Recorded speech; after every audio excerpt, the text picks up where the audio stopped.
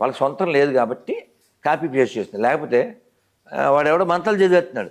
గొర్రెల పండగకి మంత్రాలు ఏంటి, గొర్రెల పెళ్ళికి మంత్రాలు ఏంటి, మంత్రం అనే పదం లేదు కదా వాళ్ళకి. ఇప్పుడు బ్యాగ్ తేలేదు కానీ నేను ఎవరింటికి వెళ్తే ఎక్కడో దేవుడు దండం పెట్టి ముందు, తర్వాత దేవుడు దండం చూస్తాం కళ్ళతో, సాష్టాంగం చేసి ఇలా కళ్ళు తెచ్చి అలా చూస్తున్నా. యంత్రం ఉంది. ఏ యంత్రం?